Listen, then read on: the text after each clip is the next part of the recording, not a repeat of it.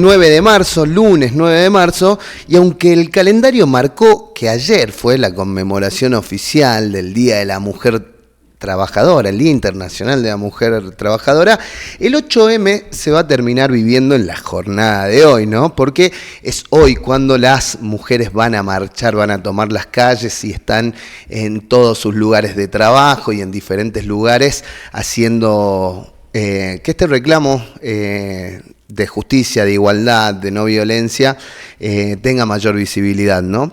Es un día, como suelo decirles en este programa, que nos dan muchas ganas de fingir demencia y de hacer de cuenta que no pasa nada, de mirar para otro lado para no ver cómo la estantería social se nos viene encima. Pero hoy no podemos, y esto lo digo de verdad como varón, como hombre, como periodista, me siento obligado a tratar de criticar y desarmar con ustedes la arquitectura de una desigualdad que no es solo un tema de sensibilidad, sino una quiebra ética y también económica que nos está saliendo muy cara, ¿no?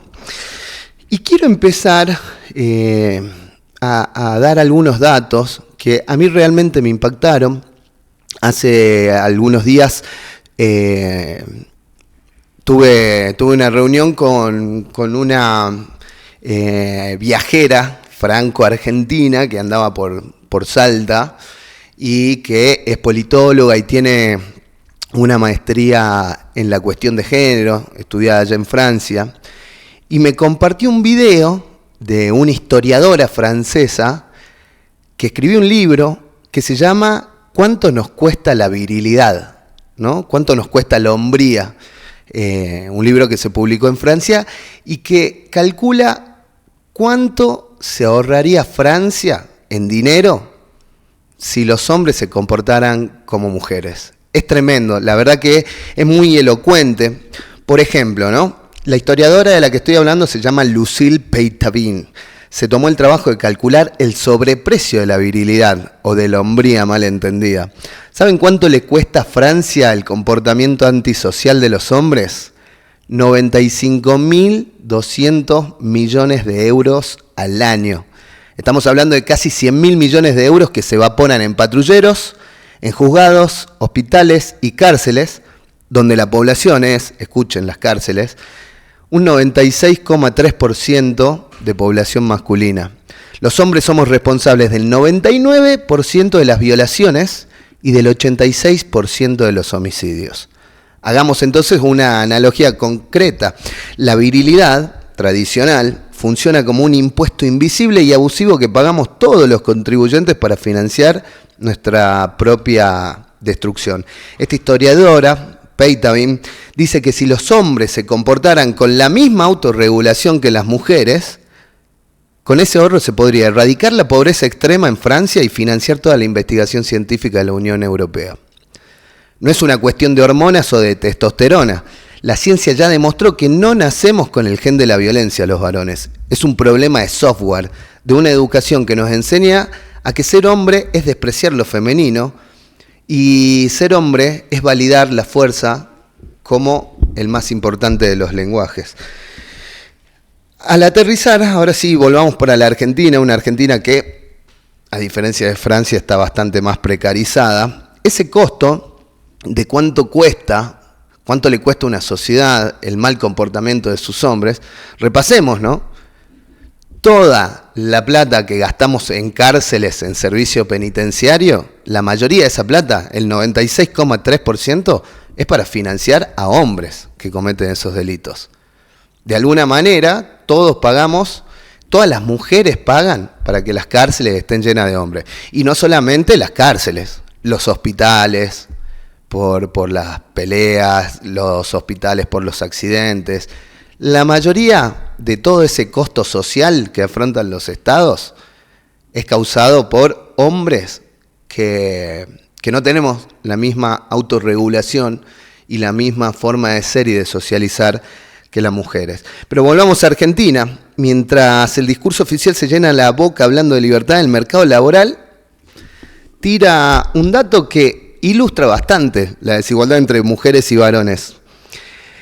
Hay una brecha salarial del 40% en el sector informal. Es decir, que mientras un trabajador varón que está en negro cobra, por ejemplo, 1.000.000 de pesos, una mujer por la misma tarea cobra 600.000 pesos. Y eso se repite. De hecho, las mujeres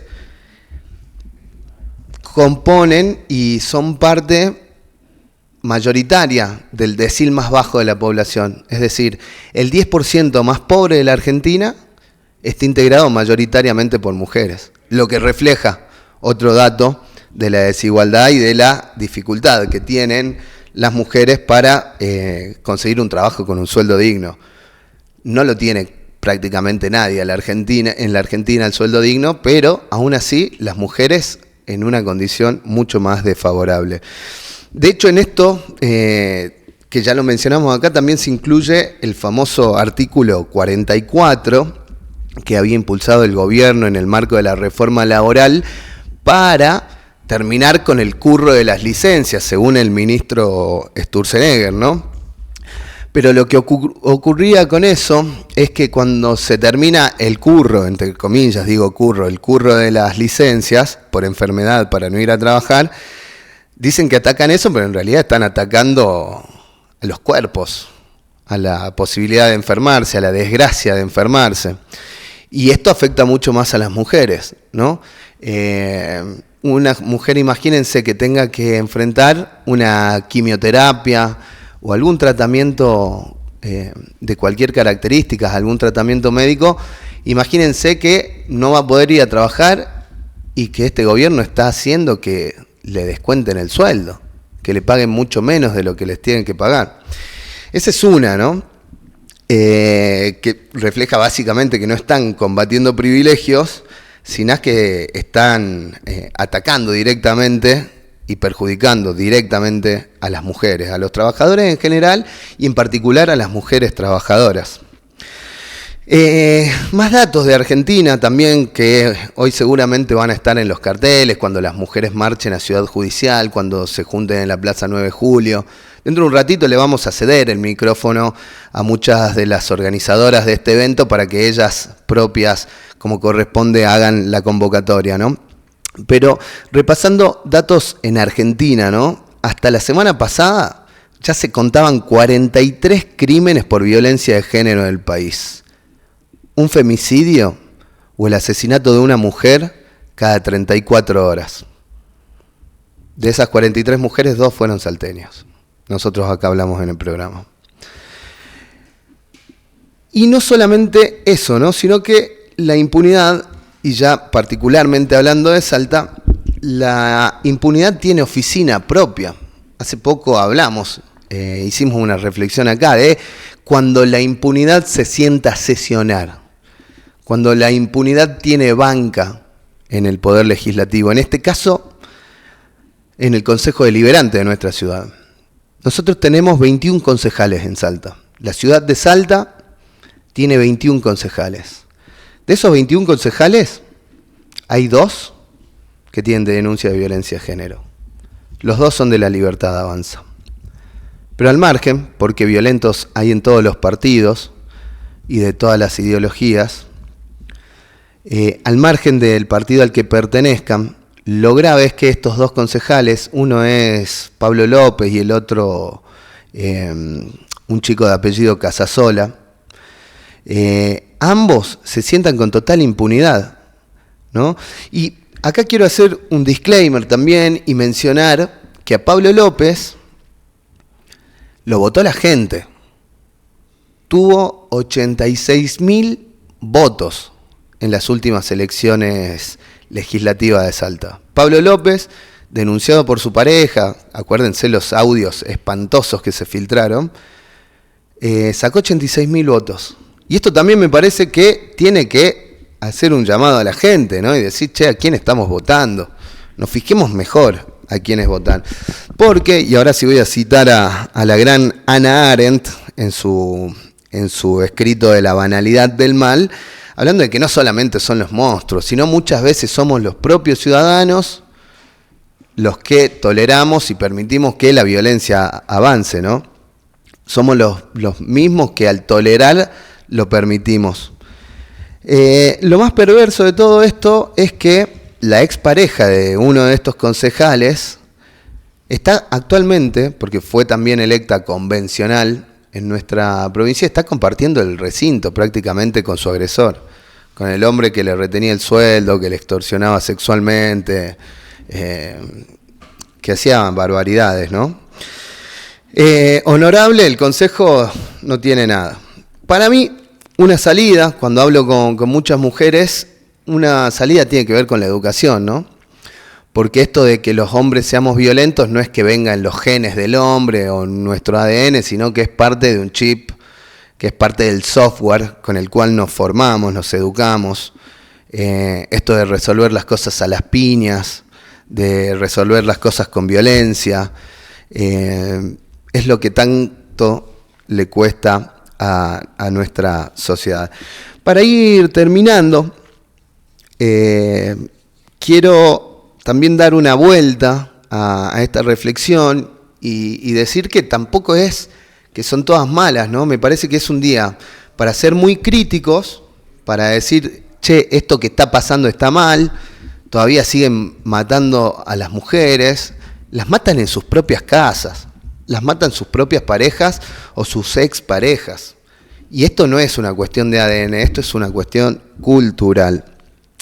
Pero quiero también, y me parece que es justo, es utilizar parte de este espacio en el que reflexionábamos sobre el 8 de marzo y el Día de la Mujer para señalar también a las mujeres virtuosas y valiosas de la historia, ¿no? Que es un poco la contratapa, la contracara de cómo este mundo que las oprime, ni aún así logra vencerlas. Y hay mujeres que, a pesar de que vivimos en un mundo muy machista, muy misógino, muy desigual, muy injusto para las mujeres, a pesar de ello hay grandes mujeres que a partir de su lucha lograron un montón de reivindicaciones.